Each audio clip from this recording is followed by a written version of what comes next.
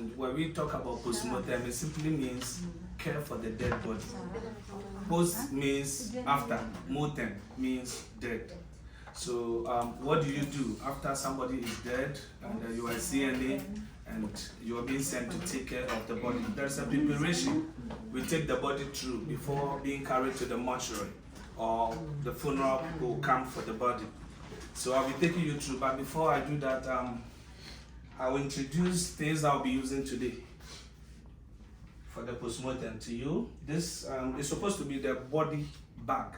It's not like this, what we put the body inside with a zip. Yes. But I'll use this one today. Okay, so.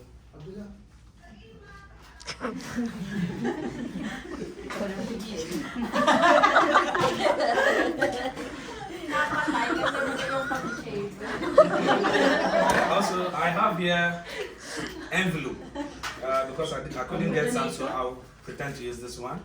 We call it valuable envelope. We keep the item of the patient inside. Like example like jewelry, earrings, and etc. So.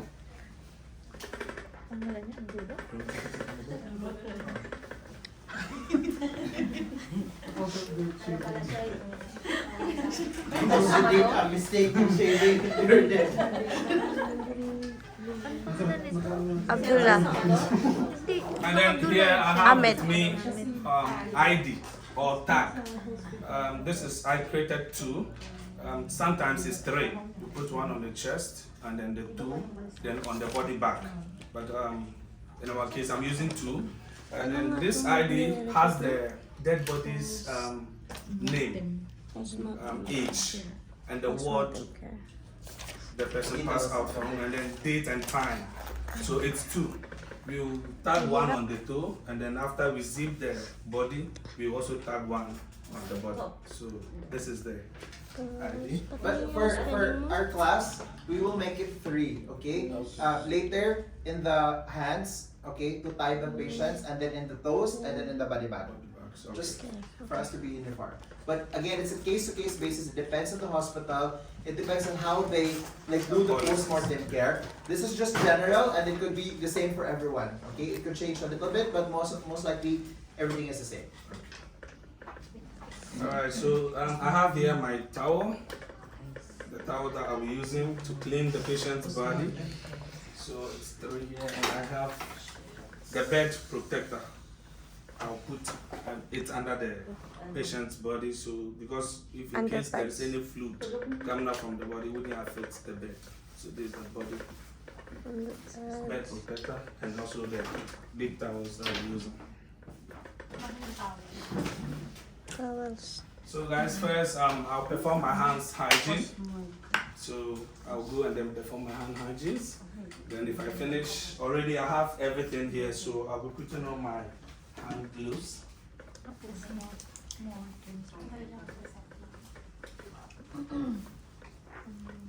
Assuming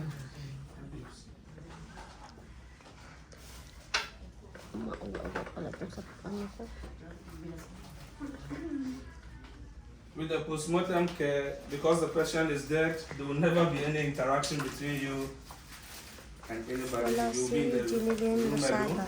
In some units also, they might send two of you. You'll do it together with a partner. actually, Abdul. Ahmed. Abdul.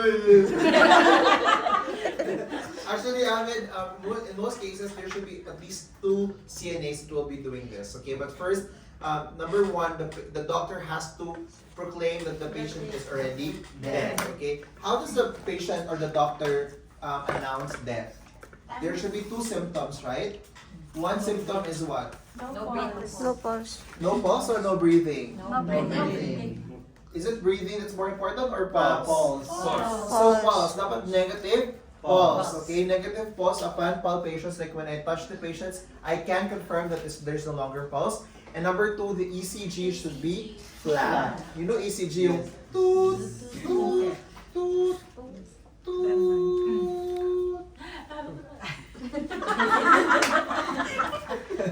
Okay, that's number two. Then the doctor will announce that time of death is 1 p.m. Okay, 1:05 p.m. November. 11. Okay, so and then number 2, he has to order the post-mortem care. So you cannot proceed with the post-mortem care if the doctor did not order it in the chart. So you confirm, patient's dead, post-mortem care to proceed, both of you has to proceed there. And then you do all the principles, wash hands, PPE, you have to wear PPE. Yeah. If for example, this is an ex-COVID patient or a post-COVID patient, you have to make sure you have all fully geared, including N95, including the face everything, okay? So, we will treat all dead patients as infectious, okay? So, how do you call a dead body in your place? Sige nga, let's go through it one by one. What are the different terms to refer to a dead body? Cadaver. Cadaver, yes. What else? Corpse. Corpse, okay. Tagalog, Bisaya. Bangkay. Bangkay, okay. Patay na lawas. Patay na lawas, okay. Disease. Deceased, yes. Ano pa? Yumao. Yumao, correct. Ano pa? Ano pa ba? Dead body, okay? Ano pa? What else? Yun na? Mot. Arabic. Arabic yun eh, mut. What? Mut. Mot. Mot. Mut. Double E, mut. Ah. Mot. Last. Yeah. Sa inyo? How about in your country? With disease or corpse. But in our language, efunu. Ofu? Efunu. E-F-U-N-U. Efenu. F-no. Efenu. Yes. Efnu. F-U-N-U. Efenu. Efunu. Efenu. F-U-N-U. Efunu.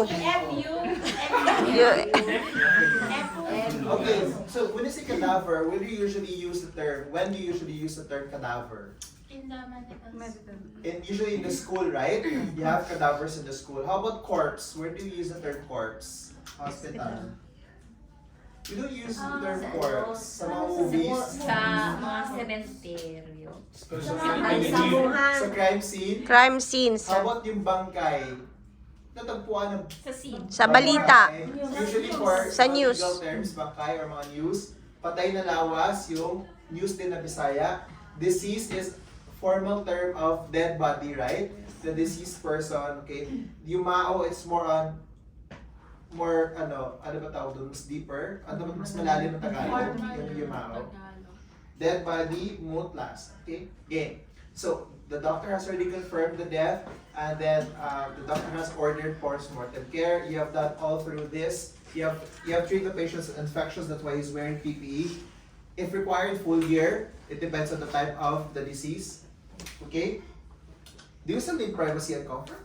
Yes, you do. Yes, even if the patient's dead, you have to provide privacy and for documentation, lalo na for documentations. Time and energy, you have to prepare time. You have to prepare your materials to save time and energy.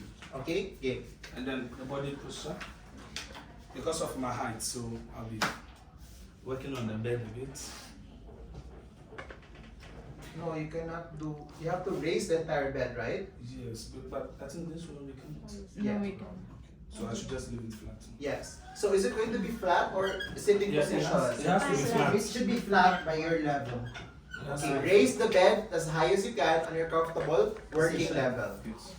So imagine if he is sitting down, no? In the kabao. In the kabao, his body is like, why is it like this? Because the CNA let the patient sit down. Nanigas na. Okay, so every dead body has 3 stages that it goes through. The first stage is the argomotis. The argomotis, which so the argomotis is a state where the body become cold. Coldness of the Kaya mo body. muna mag-ano Okay, ng so the next stage is livermotis. Coldness. The livermotis is the discoloration of the body because of the gravity. The gravity sucks the blood down. And then the last one is rigomotis. So the rigomotis. So the rigomotis is the stiffness, where the body becomes very stiff, hard. Okay, so And that happens in a matter of hours, right? yes. So just to correct that, okay, you have to follow this growth and development. So even if the patient is already dead, the patient continues to develop, even if in death, okay? Number one, when the patient's already dead, he becomes pale. Actually, even before death, the patient usually is already pale looking, right? So it starts with pallor, and then starts to feel cold. What do you call that? Algor mortis, and then the patient starts to stiffen or become rigid, and then you call it rigor. And then finally, the last stage is vigor mortis, when it really looks dead body or deceased body already. Okay, that's how the proper sequence of death. So even before it becomes rigid, you should be able to do your post-mortem care. Do not wait until the body is already stiff to do the post-mortem care. So how many minutes does it take for them to reach the scene? So maybe in this right away the patient becomes pale after death, okay, or during death, and then algor within 30 minutes to an hour, then after between 2 hours to 4 hours, after 6 hours, then the patient's already mukhang bangkay na talaga siya. After 6 hours. So there's let's pretend as if because some of the patients, the doctor is still working on them, so we might have some equipment connected to their body. So let's say this one is nasogastric tube, maybe a tube connected from the mouth to the stomach. They were feeding the patient, and it was left inside before the patient passed out. So let's pretend it's here. And also this should be maybe the urinary catheter. So let's just put it here. And then but it's more. Vigor. Stress. Stiff weight. So this also, this tube for the nose, for oxygen. So cannot put it in. This is a catheter, okay? The catheter is inserted to the penis. This one, we'll put it here, okay? And then this is for the nasogastric tube that should be inserted going inside the tummy, okay? So then, let's say this one is the IV or the dextrose, for example, okay? Okay, done. Okay, next. Okay, so this is the state it is before you continue. So first thing to do is you have to remove all the tube that were connected to the body. You disconnect everything, remove maybe the plaster they've used on the body, cottons or anything on the body. You have to remove all. So we will start from here. So we call that contractions. Can you say that? Contractions. Let's start from head to toe. Abu. So contraction. So we will start with the nasogastric tube. So I have removed this one. So removing it, maybe there might be some. Autopsy request, no need to remove. For autopsy? Talaga ba? Okay, balikan kita. Okay, so let's start from head to toe contractions. So let's first with the nose. Yeah. What could be inserted in the nose? So in the nose is the nasogastric tube. Okay. So you remove it and then hold it carefully because there might be fluid left inside as well, and it's also contaminated. So we'll dispose it in any waste bin.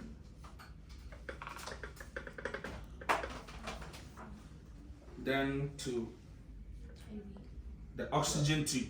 Let's start from head going to the toe. So face, you have nose, and then maybe you have oxygen or ventilator. Make sure you turn it off, and then make sure you remove that. Next, what could be inserted here? Tracheostomy, right? How do you remove tracheostomy? Here. So, guys, you have to make sure that you remember that inserted inside is an air or yung parang anchor. So you have to remove the air first. So you have to have like this. Kasi otherwise you may create trauma to the throat of your patient, right? So you have to aspirate the air coming from the balloon later, okay? And then you start removing it. If you cannot remove it, that's okay. Let the morgue do it. Then you just have to cover it with gauze. Okay? So, there. Done. Next is IV. How do you take out IV? So, IV is here, right? There's a needle here that connects to the dextrose. So, what will you do? How do you remove this one? Stop the flow. So with the IV, you remove the plaster that we used to clip the needle to the body. You remove it, and then remove the plaster as well, and then you take it off. No, then what will happen to the wound? Yes, there might be some bleeding or blood coming out. So you put another cotton. So And then- before you take it out, you have to put Another cotton. your cotton balls or gauze. You have to put like this, and then you have to remove. Sir, I'm gonna remove your IV. You need to talk to your patient. It's dead already, So do sir. you not consider this as a patient? If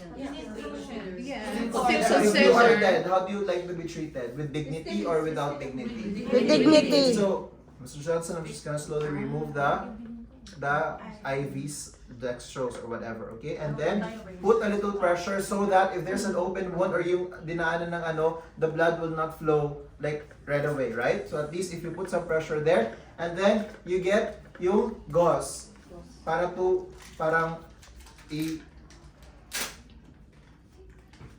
okay? For example, like this, and then you have to put the parang ganito. Plaster, okay? Okay? Okay, game. We're done with that. Next. So again, we have to treat this as infectious. How about catheter? So for catheter, aspirate ulit the, where's your like that? No.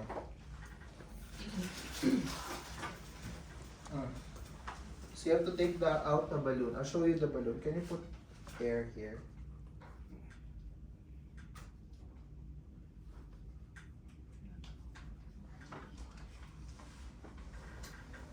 No? Okay. No?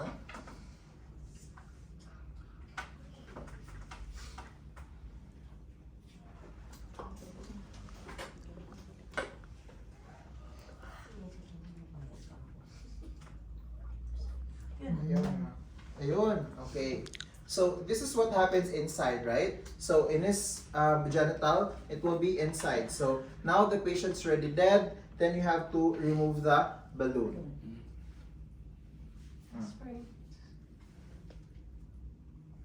You like do like that? Push. Okay. And then, you slowly remove. Mr. Johnson, I'm going to take out the catheter and count of 3. 1, 2, 3. Then you have to be careful pagkalabas dito na hindi siya magagana-gana.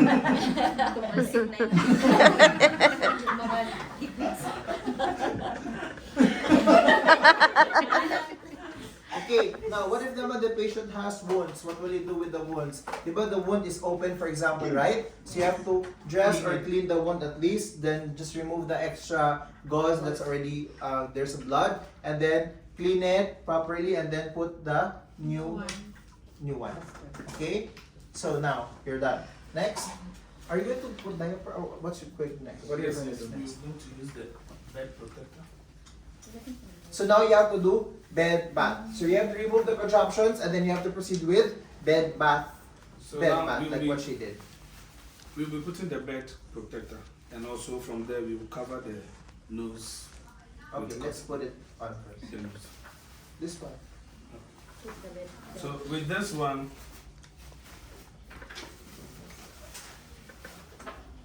because it's normal, so there's a way to turn the body so that we can put it and then turn it back again. So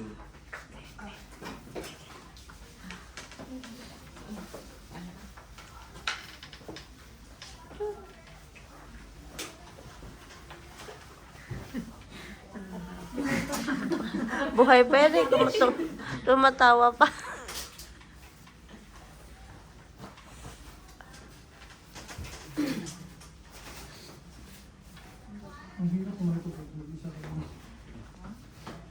then next one, we will cover the nose to avoid any fluid from coming out.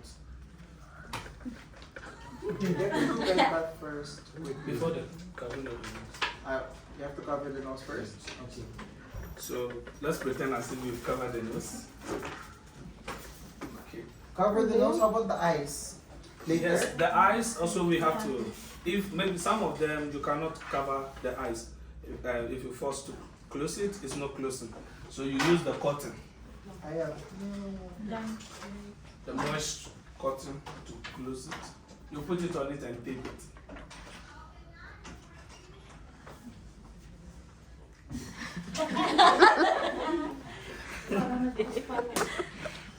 So before you do all of this, you have to do bed bath first. Yes. Okay? So before you doing this, just bed bath. Asan yung, where's your, like this?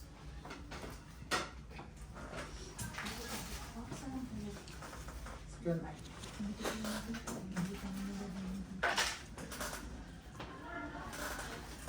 Okay, now I will do the other side and he will do the other side. We're gonna do it together. Okay, I'm wearing gloves, I'm wearing mask, and I'm doing everything. First, we'll start with the eyes, right? So again, ang eyes, what do you do with the eyes? Inner, outer, and then the other side, inner, outer. And then face, letter A, okay? Letter A. Okay, letter Z. Okay, wash, rinse, and dry. And then letter Z, wash, rinse, and dry. 33. Do the 33. With the hands? No, 3. Face. Okay, so like this. No, that is 8. Okay, correct. Alright, like this. 33 is from head. From the head. nose, the cheeks, and then from the back of the ears, and then going down. And then 33, okay? But you don't have to follow that. As long as the point is you're able to clean it, everything, okay? Those are just techniques that we're showing you. So we're done with the face, ears, and nose, and neck. So for ears, you have to put cotton balls. Yeah.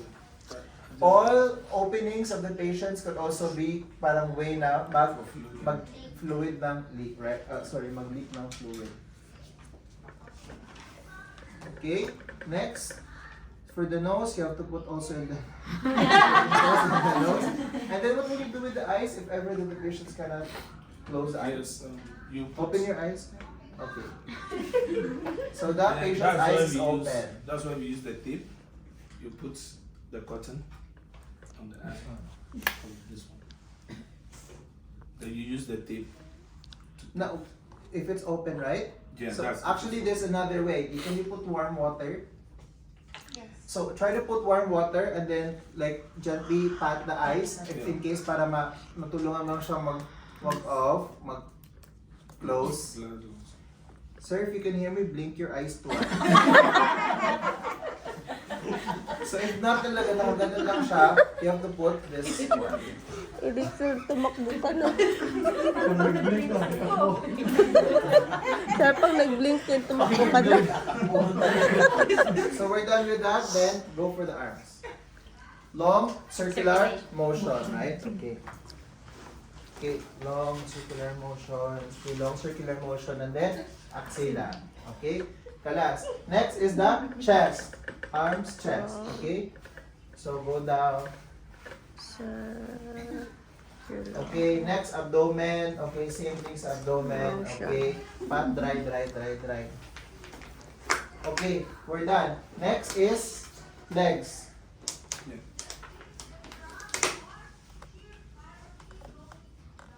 Hindi mo patatalo si ma'am. Long circular motion.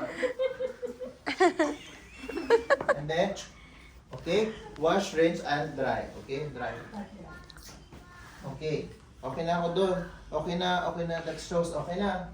Then, you have to change the diaper. So again, it could also cause leakage of fluids, right? So change the diaper before going to the morgue. Okay. Where's your diaper? You have diaper?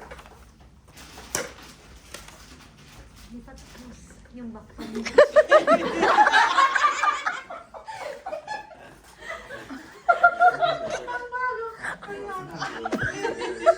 Hindi mo nilinisan yung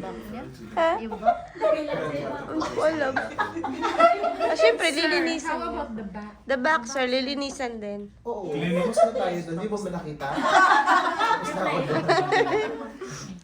Okay, now move patients to the side. Pang baby yan eh. 1, 2, 3.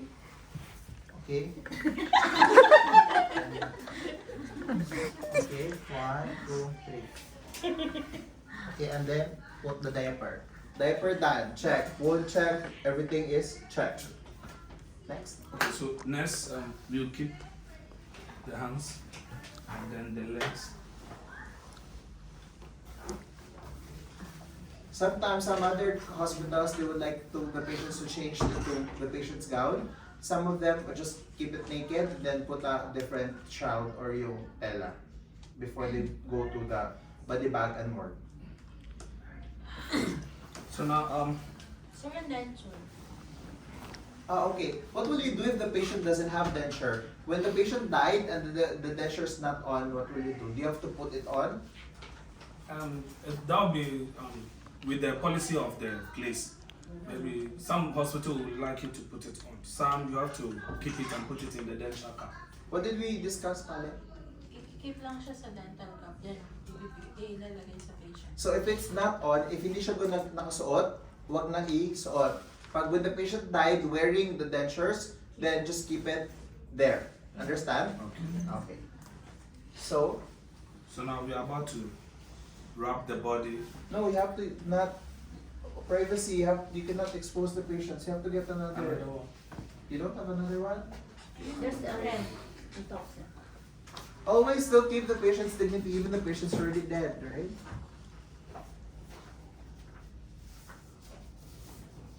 Nice.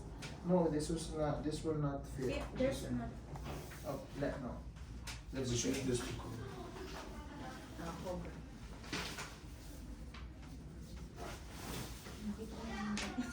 Okay, what's the shape of this? I think this will not fit also. Anyway, let's try. I have rich It's small. Is it big? Yeah, big.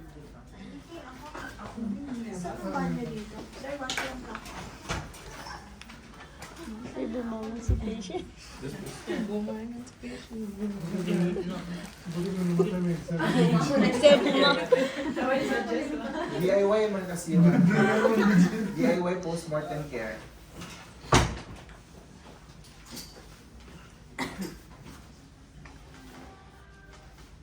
So we're done, contraption's done, we have done the bed bath, we have changed the diaper. If your hospital requires to do the patient's gown, change the patient's gown. Otherwise, just keep the patient naked or remove the patient's gown, right?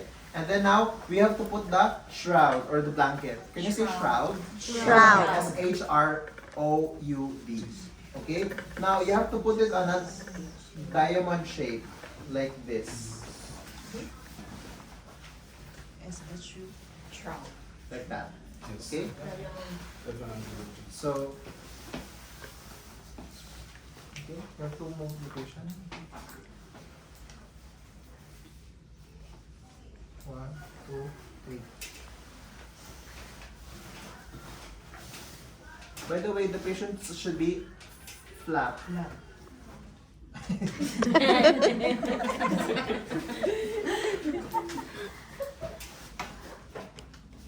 Triangle. Diamond.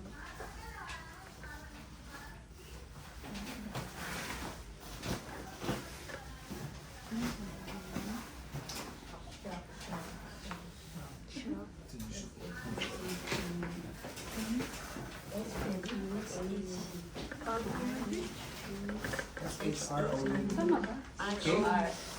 SHR. With the covering, you put this with the face. No, you have to put that. SHR. Okay, guys, there, like, can you do your fingers like this?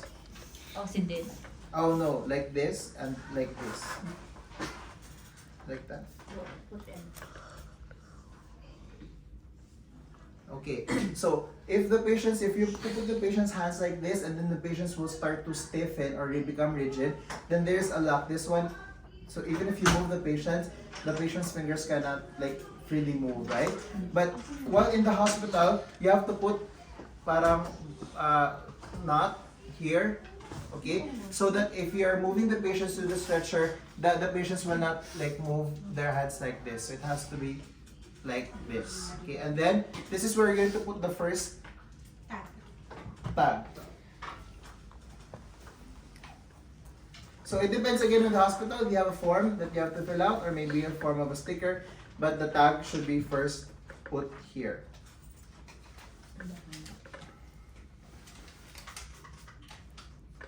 Okay, understand? Tag is here. And then, And sometimes the mouth may be open. okay, what will we do? So you may use the towel or the cravat to hold. You have the cravat, right? To put like this, or maybe a gauze, you have to put like this, or how you put the towel? This one you fold, then put it under the jaw to keep it. Okay, cool. Next. So,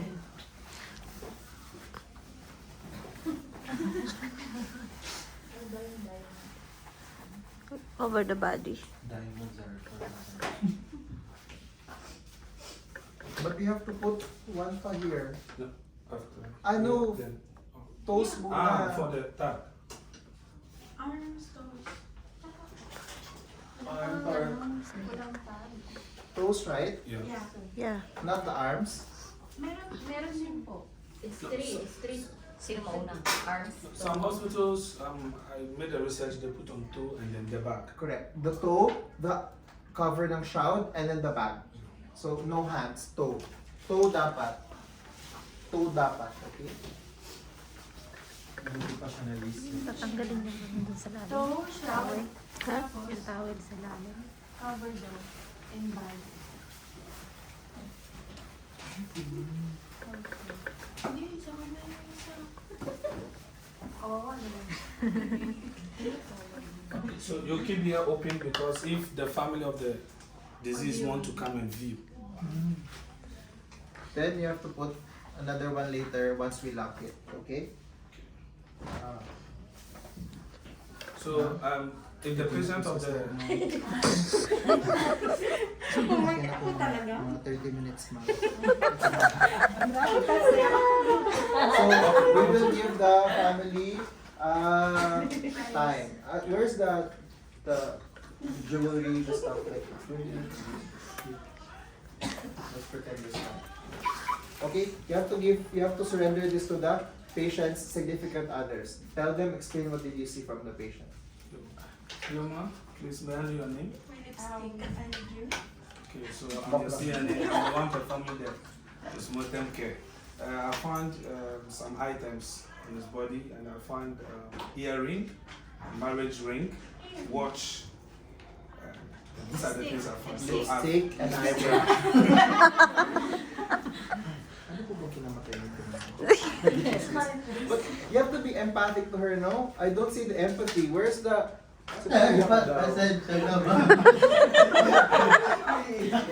Sorry talaga, ma'am.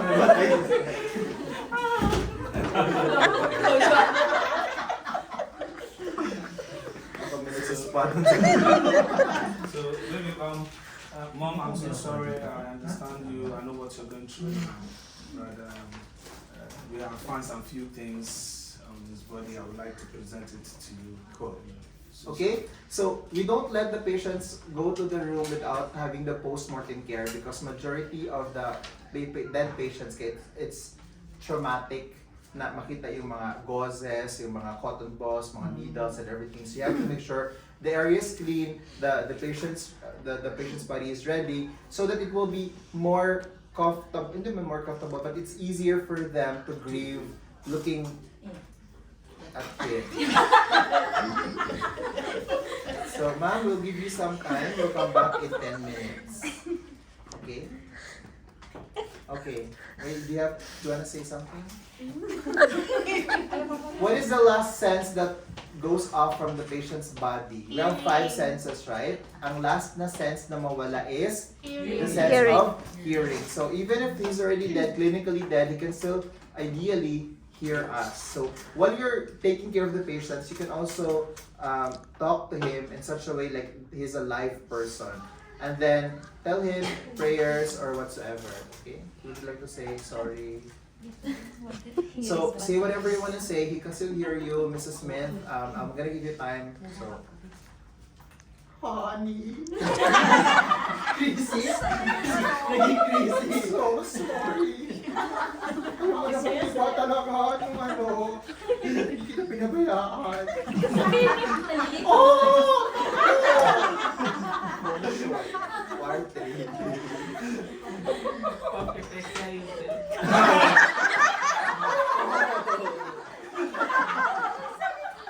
Okay, down na. Okay, let's go with that.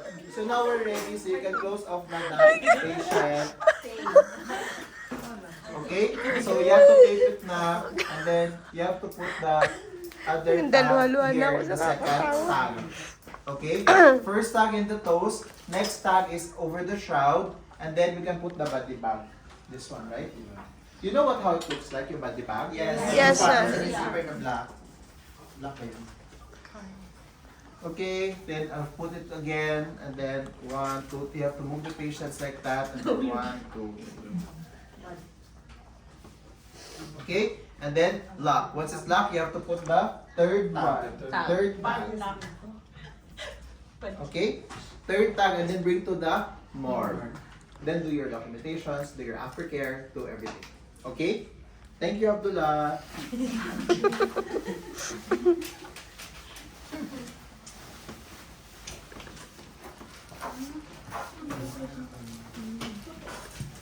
Kaya mo yung 30 minutes? Okay, kaya na natin. Let's try. Prepare ka na. Any questions regarding post-mortem? What are the stages of death? Al Gore, what is happening in Al Gore?